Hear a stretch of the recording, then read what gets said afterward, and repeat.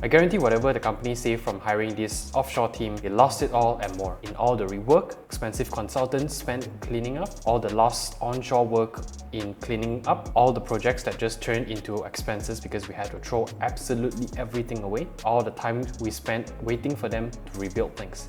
So don't do it, not even once. 98% upvoted and 306 comments. I guess this means no more outsourcing overseas, right? Not quite.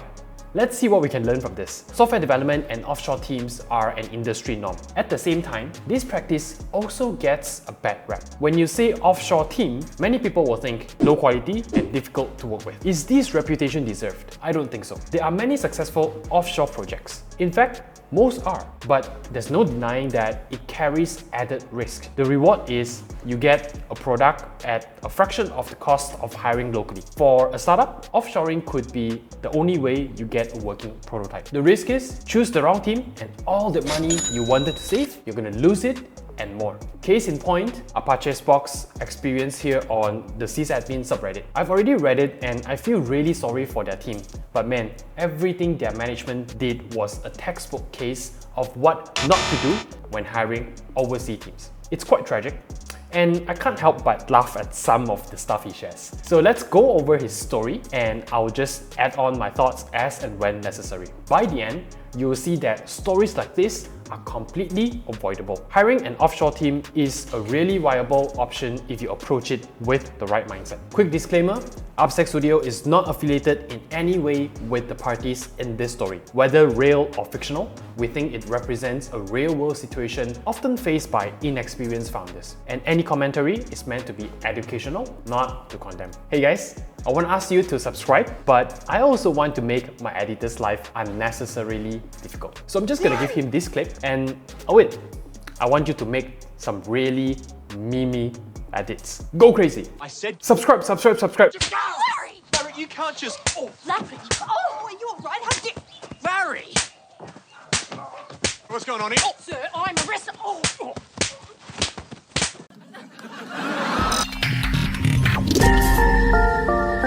Before we start reading the thread, I just want to give you the reasons an offshore software project fails. Number 1, poor communication. Number 2, low quality developers. Number 3, low quality codes. Number 4, unsuitable team size for the project. And number 5, time zone and schedule conflicts. Whatever this poor system administrator is going to complain about, you'll find that it can always be tied back to these 5 factors. The lesson being, if you take steps to make sure these concerns are addressed before and during development, there is no reason why your project won't succeed. Alright, let's get to the juicy part. Dream job burned to the ground after offshore team got involved.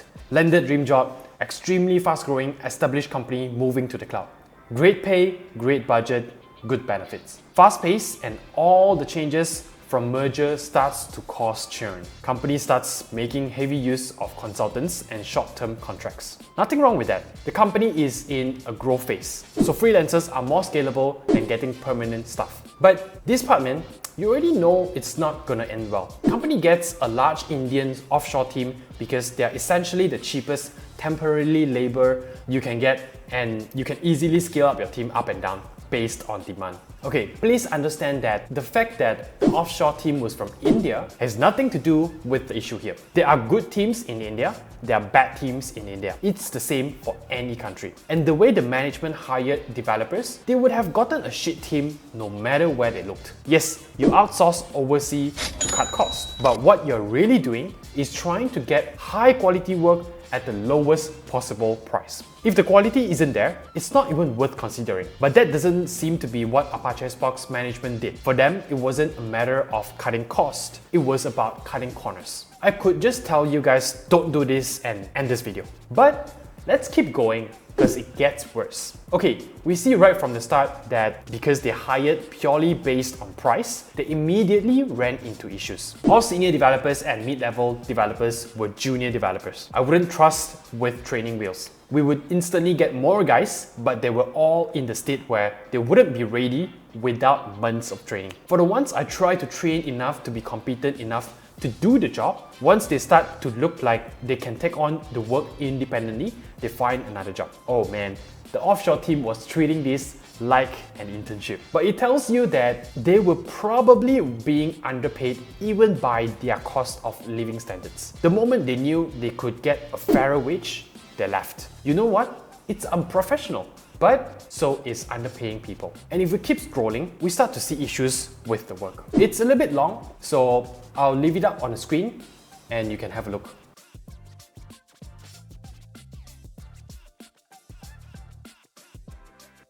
Well, they say multi-cloud is better than single cloud, right? Not always. One thing I want to point out is that our friend Apache here clearly has a technical background. He knew what the offshore developers were doing wrong and he could give advice. It's just that either didn't understand or outright ignored it. I can't imagine how you deal with this as a non-tech founder. Where do you even start? The people you're relying on for technical knowledge don't have the right technical knowledge. I hope that doesn't scare you away from going offshore, but I hope it scares you into doing your own due diligence. Okay, so a bunch more on low quality work here. Let's get to the part about poor communication. Right, here we go. So all the cloud work they did assume all dates were UTC for thousands and thousands of tables and data sets. If there was a time zone on a date, they would delete it so everything was in their standard format. This part screams poor internal communications. What do I mean by that? There must have been at least one project manager from their side who would deal with the Apache Spox team directly. Whoever they were, they must have known this was an international client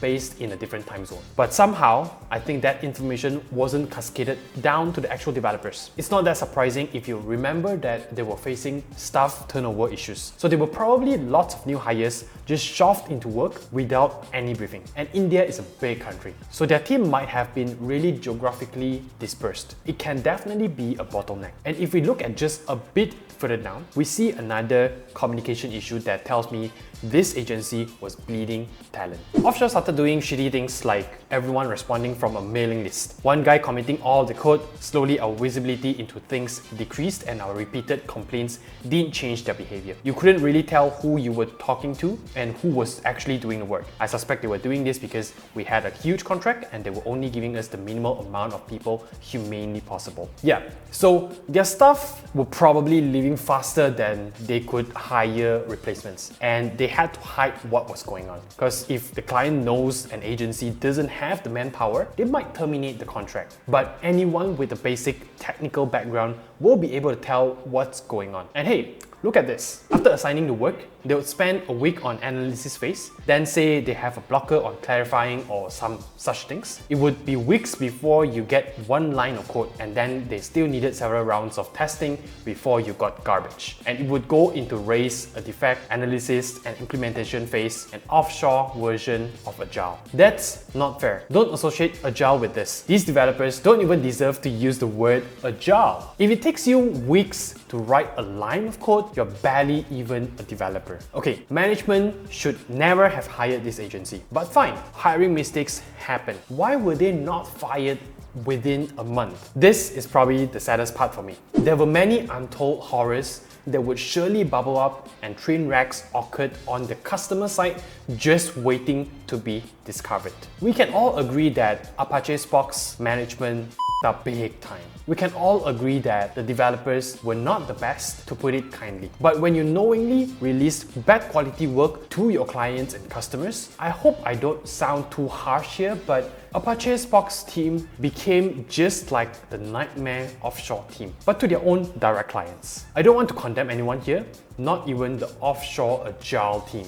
Basically, what we see here is how decisions made with the wrong priorities can put everyone in a bad spot. I mentioned at the start that with software development, you get what you pay for. Apache Spox company tried to pay next to nothing, and that's pretty much what they got. This story happened 4 years ago, and I sincerely hope Apache Spox gone on to have a great career. Meanwhile, for the rest of us, it's a really valuable lesson. Nothing wrong with outsourcing overseas, but wet your choices carefully. Number 1, nothing should ever compromise quality. Number 2, ask to meet your developers to see if there might be communication or time zone barriers. Number 3, when you meet them, Ask them questions about their agency and work processes. We've put together a cheat sheet for you to easily send out. It's got all the relevant questions to help you evaluate a developer's credibility. Link in the description. Number 4, whatever they say at the start, make sure they stay consistent throughout the project. Don't be afraid to remind them of what they promised. And if you do those things, you'll probably never need to vent your frustration on a subreddit like poor Apache Spark.